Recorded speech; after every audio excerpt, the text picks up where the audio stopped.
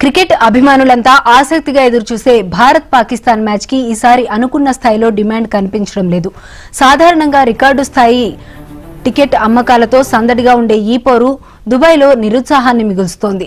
అత్యధిక ధరలు, సోషల్ మీడియాలో బహిష్కరణ పిలుపులు, అలాగే దుబాయ్లో ఉన్న తీవ్ర ఉష్ణోగ్రతలు ప్రేక్షకులను స్టేడియంకి దూరం చేస్తున్నాయని ఏఆర్వై రిపోర్టు వెల్లడిస్తోంది. దీంతో టికెట్ల విక్రయాలు పెంచడానికి నిర్వాహకులు by two get one free అనే కొత్త ఆఫర్ను ప్రకటించాల్సి వచ్చింది. అయినప్పటికీ టికెట్లు పెద్దగా అమ్ముడుపోవడం లేదు.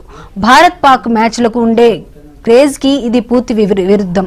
ఆసియా కప్ చరిత్రలో ఇలాంటి పరిస్థితి చోటు చేసుకోవడం ఇదే మొదటిసారి కావచ్చని క్రికెట్ వర్గాలు చర్చించుకుంటున్నాయి.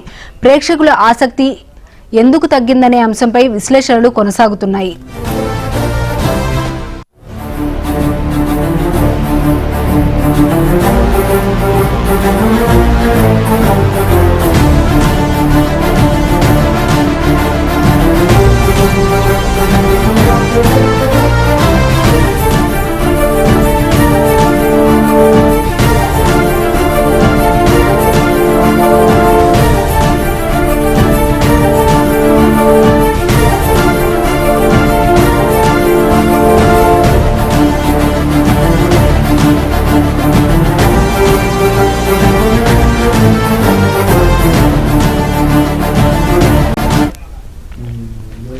క్రికెట్ అభిమానులంతా ఆసక్తిగా ఎదురుచూసే భారత్ పాకిస్తాన్ మ్యాచ్ కి ఈసారి అనుకున్న స్థాయిలో డిమాండ్ కనిపించడం లేదు.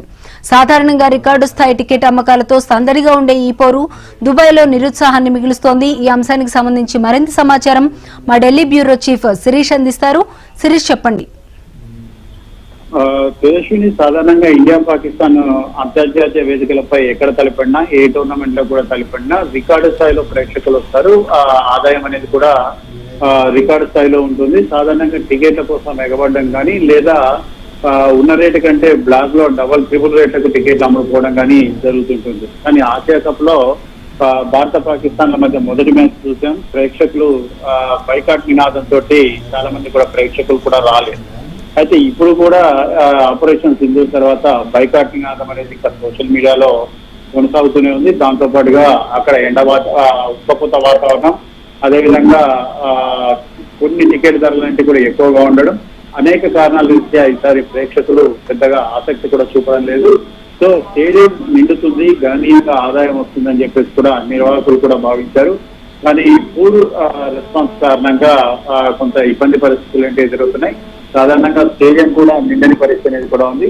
సో ఈ నేపథ్యంలో ప్రేక్షకులను స్టేడియానికి రప్పించేందుకు కానీ, టికెట్లను అమ్మడానికి కానీ నిర్వాహకులు ఆఫర్లు కూడా ప్రకటించడం జరుగుతుంది. సాధారణంగా వినియోగ వస్తువులు కానీ, లేదంటే వేరే విషయంలో ఆఫర్ లాంటివి కూడా ప్రకటిస్తారు. బై వన్ గెట్ వన్ అని చెప్పేసి కూడా ప్రకటిస్తారు. సేమ్ అలాంటి ఆఫర్ అనేది కూడా ఇప్పుడు ఇండియా పాకిస్తాన్ మ్యాచ్ సందర్భంగా by one get one offer ని కూడా ప్రకటించాల్సిన పరిస్థితి అనేది కూడా ఏర్పడింది.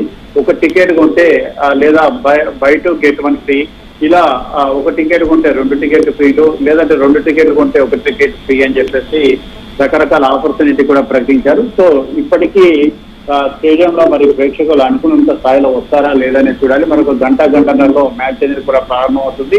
అయినప్పటికీ ఇంకా పూర్తి స్థాయిలో ప్రేక్షకులు స్టేడియానికి రాకపోవడం, మ్యాచ్ కొంత నిరాశాజనకంగానే కొనసాగే అవకాశం అనేది కూడా ఉంది.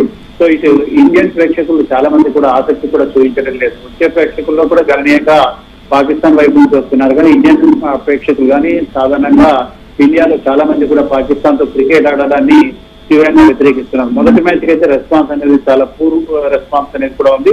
సేమ్ ఇప్పుడు కూడా అలాంటి రెస్పాన్స్ అనేది కూడా ఉండొచ్చు అని చెప్పేసి నిర్వాహకులు కూడా అనుకుంటున్నారు.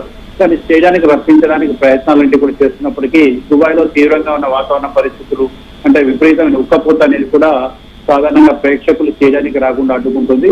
సో ఇటువంటి పరిస్థితుల నేపథ్యంలో ఈ బై టూ గెట్ వన్ కానీ, బై వన్ గెట్ వన్ కానీ ఎంతవరకు ఫలితాలు ఇస్తాయి, ఎన్ని టికెట్లు అమ్ముడుపోతాయి అనేది కూడా మరికొద్ది సేపట్లో చేయాలని. Okay, right. Thank you Sirish.